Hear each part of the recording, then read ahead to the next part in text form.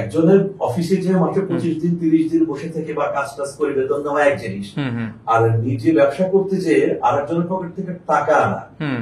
একসময় মালিক চাকরি করতে যে মালিকের পকেট থেকে টাকা নিয়ে আসছি, সেই টাকা আনাটা যতটা সহজ, কাস্টমারের পকেট থেকে প্রফিট সহ টাকাটা আনাটা সহজ না। এক্স্যাক্টলি। তাহলে সেখানে আমাকে টাকা প্রথমে ইনভেস্ট করতে হবে। মাই পয়েন্ট ইজ, আমাকে ইনভেস্ট করতে হচ্ছে একটা নির্দিষ্ট sum of amount of money. Invest করার পরে আমরা রিটার্ন নিব। এখন মাই কোয়েশ্চেন ইজ, তাহলে একটা ব্যবসা আমি শুরু করলাম চাকরি ছেড়ে, তাহলে কতদিনের আমার প্রিপারেশন থাকা উচিত যে আসলে আমি মার্কেট থেকে রিটার্ন নিয়ে আমি ব্যবসা করে আমি আবার ওই সংসারে বা আমার ফ্যামিলিতে কন্ট্রিবিউট করবো। সো আমার প্রিপারেশনটা আসলে এই যে জার্নিটা কতদিনের?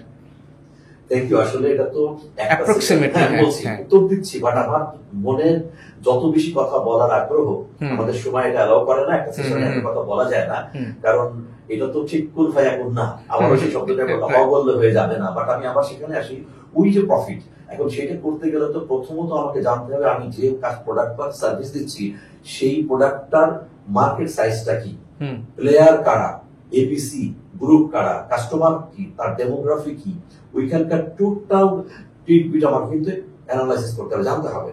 দেন আমার অ্যাপ্রোচটা কি হবে, আমার যে মার্কেটিং অ্যাপ্রোচ হবে সেটা কোন ভাবে করবো, আমি অ্যাড্রেস করবো মার্কেটের কোন সেগমেন্ট, কিভাবে অ্যাপ্রোচ করবো, আমার ইউএসপিটা কি, যে প্রোডাক্টটা নিয়ে আসছি এটা কি একেবারে টোটালি আনকমন মনোপলিস্টিক হবে, নাকি এটা কমন একটা product. If it is a common product, then আমার প্রোডাক্টের ইউএসপি কি, আপনার প্রোডাক্ট কিনছে, আরেকজনের প্রোডাক্ট কিনছে, what for they will be buying my product, a new person, এর কোয়ালিটি এর সার্ভিস সম্পর্কে জানে না, তাহলে আমাকে এইসব জায়গাগুলো মাথায় রাখতে হবে। তাহলে ফেল করার সম্ভাবনা কম থাকে। আবেগের বসে, কারণ আমি একটা কথা বলি, বাংলাদেশে যারা ব্যবসা করতে আসেন দুটো পুঁজি থাকে সবচেয়ে ইম্পর্টেন্ট 90%। একটা হচ্ছে প্রচন্ড আবেগ, যে আবেগ বলে যে আলিবাবার থেকে আমাজন হয়ে যাব, আর থেকে 50,000 5 লাখ 50 লাখ টাকা, এইটা হচ্ছে মূলত দুইটা থাকে। ম্যাক্সিমামই ব্যবসা জানে না, ব্যবসাটা আগে জানা দরকার। টাকা কম হলেও চলতে পারে, কিন্তু ব্যবসা না জানা বা জ্ঞান না থাকলে চলবে না। আবারও রিপিট করি, আপনি টাকা কম হলে 50 লাখ না 5 লাখ, 5 লাখ না 50,000 ব্যবসা হবে, কিন্তু ওই লেভেলের জ্ঞান যদি না থাকে, কম থাকে, টাকা 5 কোটি হলে হবে না, ধ্বংস হবে। এবার 50,000 টাকা যদি হয়ে থাকে, কথার কথা বলছি, তো এই 50 এটা লাখ হতে পারে, কোটি হতে পারে, তো আমার 3টা ক্যাপিটাল থাকবে। প্রথমত ব্যবসার জন্য 3টা, আচ্ছা, ব্যবসা শুরু করার জন্য আমার তার আগে 3 রকমের ক্যাপিটাল, এই 3টা এবং একটা মোট 4টা ক্যাপিটাল। একটা হচ্ছে আমার সংসারের খরচ যদি মাসে 1 লাখ টাকা হয়, সে ফর এক্সাম্পল 12 মাসের জন্য 12 লক্ষ টাকা সরাসরি কোনো ইমার্জেন্সি ফেস করা যাবে না, কোনো মেডিকেল ইমার্জেন্সি না, শুধু সংসার খরচের 12 লক্ষ টাকা ব্যাংকে রেখে দিতে হবে সর্বনিম্ন। 6 মাসেও যদি আপনি প্রফিট করেন ভালো, কিন্তু 12 মাসের নিচে না। অর্থাৎ আপনার মাথায় কখনো থাকবে না যে এই ব্যবসা থেকে টাকা এনে বাজার করবো আমি, নেভার। মানে অন্তত 12 মাসের অন্তত 12 মাসের সংসার খরচ টাকা, পারলে ইমার্জেন্সি ফেস করার টাকাও রাখতে হয়, কারণ আমরা জানি না কখন ইমার্জেন্সি ইজ ইমার্জেন্সি। কারেক্ট, এটা ইয়ে করা যায় না, ফোরকাস্ট করা যায় না। সেকেন্ড, ব্যবসাতে 3টা ক্যাপিটাল দরকার। রাইট, একটা তো রানিং ক্যাপিটাল থাকবেই, নির্ভর করবে প্রোডাক্টের উপর বা সার্ভিসের উপরে। আমার মার্কেটের ট্রানজিশনের জন্য একটা রানিং একটা থাকে, আর একটা রিজার্ভ থাকবে, যেটা আমরা যেমন রোজা আছি, সকালবেলা সেহরি খেয়েছি, কিন্তু আমরা খাবো সন্ধ্যায়। How come we are living? কারণ আমরা যে গ্লুকোজ খেয়েছিলাম, সেই গ্লুকোজটা মানে ভাত রুটি আটাটা গ্লুকোজ হয়ে এটা গ্লাইকোজের নামে এটা আমাদের লিভারে জমা থাকে, এবং লিভার যখন ফুল হয়ে যায় তখন ওই অতিরিক্তটা কিন্তু ফ্যাট হয়ে যায়, তারপরে মানুষের শরীরে বিভিন্ন জায়গায় ফ্যাট জমে। আল্লাহ তাআলা সৃষ্টির এক মিরাকুলাস ব্যাপার হচ্ছে এটা। যদি আজকে সেশন এটা না, যে এই যে সারাদিনে আমি কথা বলছি, এখন কিন্তু এক্সস্টেড হওয়ার কথা, গ্লুকোজ বার্ন হচ্ছে, আমার ব্রেন কিন্তু অনেক গ্লুকোজ ব্যবহার করতেছে।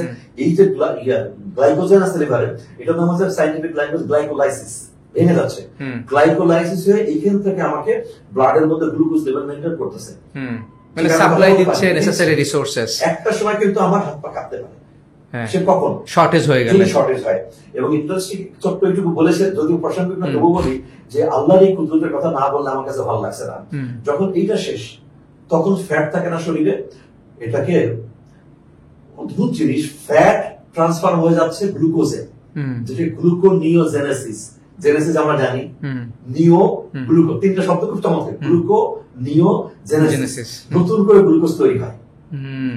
কি অদ্ভুত কৌশল আল্লাহ তাআলা সুবহানাহু ওয়া তাআলা দিয়ে দিয়েছেন আমার শরীরের মধ্যে। যখন আমি নৌকা ডুবি হলো, জাহাজ ডুবি হলো, ভেসে আছি কোথাও, কিচ্ছু খাবার নেই, গ্লুকোজ হিসেবটা চলে গেছে, আমার লিভারেরটা চলে গেছে, এবার শরীরে যে ফ্যাট, এই ফ্যাট থেকে চর্বি থেকে ভেঙে তৈরি হচ্ছে গ্লুকোজ, সেই গ্লুকোজ আমাকে বাজায় রাখতেছে। যখন গ্লুকোজ শেষ, স্কেলিটাল ইথিওপিয়া হয়ে গেছে, চাঁদ সোমালিয়ার মতো চেহারা হয়ে গেছে, সেই সময় এই যে মাসল গুলো আছে যেটাকে আমরা প্রোটিন বলি, প্রোটিন পর্যন্ত ভাঙা শুরু করে। প্রোটিন ভেঙে সরাসরি গ্লুকোজ হয়, ওটাও গ্লুকোনিওজেনেসিস এর মধ্যে পড়ে, টারশিয়ারি স্টেজে। এরপর যখন ব্রেন আর সাপ্লাই পায় না, তখন ব্রেন ডেড মারা যাচ্ছে। কি অদ্ভুত জিনিস আল্লাহর সৃষ্টি। এটা সেম অ্যাজ ইন বিজনেস। আমি বিজনেসের সাথে মিলাই কি জানেন, আমার গ্লুকোজে থাকতে হবে ওই 50,000 টাকা রানিং, মানে এটা আমার লিভারে গ্লাইকোজেন হিসেবে স্টোরে থাকবে আর 50,000 টাকা, ফ্যাট হিসেবে থাকবে আরো 50,000 টাকা। তাহলে দেখবেন নিশ্চিন্তে ব্যবসা করা যাবে। কারণ এই ব্যবসা করলে আমাকে প্রথম 3 মাস 6 মাস হতে পারে, ব্রেক ইভেনে আসার আগে 50,000 টাকা লস হয়ে গেল, 10,000 থাকলো 40, 38, 37 এরকম করে লস তো হবে, আর আমার এটা ভেঙে যাবে, আইসক্রিম বলতে থাকবে, মন খারাপ হয়ে থাকতো। বাট আমাকে মেন্টাল প্রিপারেশন রাখতে হবে যে আমার কিন্তু এই মুনাফা প্রফিটটা থাকবে না, প্রফিট আসবে না, মুনাফা আসবে না, আমার ক্যাপিটালই চলে যাবে। আমি একজনের কথা জানি, যিনি শেয়ার করছিলেন একটা এক্সাম্পল, উনি ঠিক এই কায়দায় 1 বছরের টাকা উনি সংসার খরচ রেখেছিলেন, ব্যবসা শুরু করলেন বড় চাকরি ছেড়ে। সো 1 বছরে বিজনেস টার্ন অ্যারাউন্ড হলো না, ওই 1 বছরের টাকা দিয়ে সংসার চালালো 1.5 বছর, স্ট্রেচ করলো, ওই যে একদম থার্ড পর্যায়ে চলে গেল, তারপরেও বিজনেস টার্ন অ্যারাউন্ড হয় না। একটি পর্যায়ে তার ব্যাংকের সেভিংস ভেঙে ওখান থেকে লোন নিল, লোন নিয়ে, কারণ বিজনেস টার্ন অ্যারাউন্ড হচ্ছে না, নতুন ইনভেস্ট করেছে, তারপরে গিয়েও যখন হয় না, তখন বিজনেসটাকে সে রিমডেলিং করে অন্য একটা ক্যাটাগরিতে আসলো। সো এরকমও তো হতে পারে যে আমার 1 বছরের জায়গায় 1.5 বছর 2 বছর লাগতে পারে, প্রথম আইডিয়া ফেল করতে পারে। তখন আসলে এই যে কেন আমরা ফেল করছি, এই জায়গাটা যদি বলেন যে প্রোডাক্ট অ্যান্ড সার্ভিস, আমি যে এক্সপেকটেশনে শুরু করেছিলাম, it might not go to that level or that aspect in terms of return and reward. Right. অবশ্যই এখানে আমি বলবো যে 100% সবাই সাকসেসফুল হবে তা না, বাট হচ্ছে তো নাই, entirely depend on the Resolute determination of the person. আমি প্রসঙ্গে একটা কথা বলি, যদি সেই যুগ এখন না, রাশিয়ার একটা এক্সাম্পল দিতে চাই আমি। আমরা বামপন্থী রাজনীতিতে একটা শব্দ ব্যবহার করা, প্রোলেতারিয়েট, যার কিচ্ছু নাই। ইন্টারেস্টিং, প্রোলেতারিয়েট তাকে বলা হয় যার সত্যিকারের কিছু নেই। কিন্তু বাংলাদেশে যদি বলি, খুলনা দৌলতপুর খালিশপুরে জুট মিলে চাকরি করে, জুট মিল বন্ধ হলে তার বাড়িতে এসে 5 কাঠা জমি আছে, জমি চাষ করে, ও প্রোলেতারিয়েট না, যার কোথাও যাওয়ার জায়গা নাই, ওই সে বন্ধ জুট মিলের সামনে বসে থাকবে, সে ওইখানেই থাকবে, সে ওর পৃথিবীতে আর যাওয়ার জায়গা, ওর নাম হচ্ছে প্রোলেতারিয়েট। নাম্বার 1। রাশিয়ার একটা এক্সাম্পল বলি, একটা কেস স্টাডি। একটা সাইকেল কোম্পানি যখন কোনোভাবে আর দাঁড়াতে পারছিল না, তখন একবার তার স্টাফদের প্রত্যেকে হাতে সাইকেল ধরাই দিল যে বাবা, আমার বেতন দেওয়ার জায়গা নেই, এই সাইকেল বিক্রি করে তারপর তুমি রুবল, রাশিয়ার টাকা যেটা, রুবল নিয়ে বাসাতে ছিল। তারা জানে কোম্পানির অবস্থা, প্রত্যেকে একটা করে সাইকেল হাতে নিয়ে ফার্মগেট চলে গেল, মনে করেন ফার্মগেট দাঁড়ায় আছে, সে কিন্তু মার্কেটিয়ার না, ওটা হয়তো সাইকেলের মার্কেট, ওটা তবু সে দাঁড়ায় আছে। কারণ কি, এই রুবল দিতে দিয়ে পাউরুটি মাখন কিনে নিয়ে তারপর বাড়িতে যেতে হবে, বাড়িতে তার বউ বাচ্চা বাপ মা ভাই বোন আছে, তাহলে একেবারে ওয়ালে পিঠ থেকে গেছে। এই যে রিজলভ ডিটারমিনেশন শব্দটা বললাম আমি, ভয়ঙ্করতম একটা সিদ্ধান্ত, আমাকে এখান থেকে ফিরতেই হবে, এরকম মানে ফেরোসাস ডিটারমিনেশন যার থাকে, আল্লাহ কোনদিন তাকে ফেরায় না, যদি নাকি তার নিয়তের মধ্যে কোনো গোলমাল থাকে, বেহালাল নিয়ত থাকে, নাজায়েজ নিয়ত থাকে, ওটা আল্লাহকে ফেরাতে পারে, জায়েজ নিয়তকে আল্লাহ ফেরায় না, এরকম মানুষের। আমার কণ্ঠ দিয়ে এই শব্দটাই বেরোবে, কারণ আমি কখনো মনে করি না ফেলিওর আসতে পারে, কারণ যিনি ফেল করছেন আমি মনে করি তার কিছু জায়গায় স্ট্র্যাটেজিক মিস্টেক ছিল।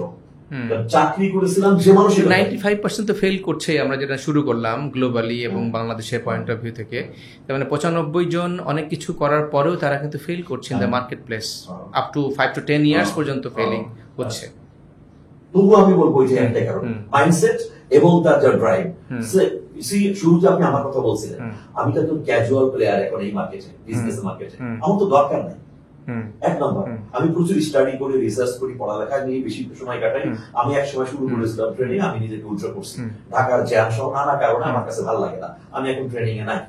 থাকি না। আমি ইউটিউব অন্যান্য জায়গায় আছি, অন্য কিছু আমি কাজ করতেছি, হয়তো নতুন কিছু আমি দিতে পারবো বলে মনে করি আমি। But have it been the case like this that আমার প্রতিষ্ঠান 7 লাখ থেকে উপার্জন করে মাসের বাজার বা মাসের বাড়ি ভাড়া দিতে হবে, ইউ বিলিভ মি, আমি এত ফেরোসাস হতাম, শব্দটা কিন্তু নেগেটিভ, ফেরোসাস শব্দটা, আমি এত ফেরোসাস হতাম যে কোন একটা প্রতিষ্ঠানে একটা মাত্র ট্রেনিং থাকলো যেটা আমি সিনিয়ে নিতাম, ডোন্ট কম্প্রোমাইজিং উইথ মানি, 100 টাকা ট্রেন 80 টাকায় না, বাট আমি নিতাম, আমি নিতে পারতাম, এই বিশ্বাস আমার আছে। কারণ কি, এই আমার পার্সোনাল ডেভেলপমেন্ট, আমার এই সেলফ কনফিডেন্স আছে, ওটা আমি পারবো। মানে একটা কথা প্রায় আমি বলি, if it is to be, it is up to me. এই কাজটা যদি হতে হয় আমিই পারবো, আরেকজন যদি পারে আমি পারবো। এক সেকেন্ড হচ্ছে আমার তো আর যাওয়ার জায়গা নেই, ওয়ালে পিঠ চেকে গেছে, তো এটা তো আমার লাগবে। এই মানসিকতা নাই যারা চাকরি করেছেন। দুটো গ্রুপ অফ পিপল তো বাস করে, একটা হচ্ছে বাবার ঘর থেকে এসে বাবার কাছ থেকে মূলধন দিয়ে আসছি, এখন একজনের চকচকে মানে ইতালি সু পায় আর শাল গায়ে, তো হাঁটতে যেতে কোনো রাস্তায় কাদা, যে ডিটারমিনেশন এবং ওই জায়গা থেকে আমাকে নিয়ে আসতে হবে, সাস্টেইন করতে হলে সেই অ্যাগ্রেসিভনেস এবং সেই মাইন্ডসেট থাকতে হবে যে I have to survive and I have to reinvent necessary. হ্যাঁ, রাইট, থ্যাংক ইউ স্যার। আমি যেটা বলছিলাম যে দুইজন ব্যবসায়ী নিয়ে কথা, দুটো গ্রুপ অফ ব্যবসায়ী নিয়ে কথা বলছি, একটা হচ্ছে ডিরেক্টলি ব্যবসায় আসছে, আর একটা হচ্ছে চাকরি করে আসছে। যিনি ডিরেক্টলি আসছেন উনি কিন্তু জীবনে কষ্ট ভোগ করেননি, কারণ উনি বাবার কেয়ার অফে ছিলেন বা কোনো গার্জিয়ানের কেয়ার অফে ছিলেন। কেউ হয়তো বলবেন যে স্যার জানেন না আমার জীবনে কষ্ট, আপনার সাথে কথা বললে কেন বের করে দিব যে আপনার কোন জায়গায় লুফ আছে না হিংস আছে। তো বাবার কেয়ার অফে ছিলাম, ক্যাপিটালটা বা মূলধনটা বাবার কাছ থেকে নিয়ে আসছি, সেই 50। আর আরেক জায়গায় যখন চাকরি করেছি তখনও কারো কেয়ার অফে ছিলাম। আমি অ্যাকচুয়ালি ছিলাম কিন্তু মেরুদণ্ডী না, অমেরুদণ্ডী। আমি জেলিফিশ ছিলাম, বাবার কাছেও জেলিফিশ, মালিকের কাছে চাকরি করতে জেলিফিশ, ডিপেন্ডেন্ট ছিলাম। কাজ যতটুকু ভালো করি আর মন্দ করি বেতন পেয়ে গেছে। তাহলে দুটো জায়গার মধ্যে কিন্তু আমরা কখনো সেই তীব্রতম কষ্ট দেখি নাই, যেটা নাকি রাশিয়ান এক্সাম্পল বললাম আমি, বা সাইকেল বিক্রি করে দেখি নাই। তো দুজনের কারণ আমি তো জানি, অনেক এক্সাম্পল আমি জানি কিন্তু বাংলাদেশে যারা ব্যবসা এসে করছে, ফেল করেছে।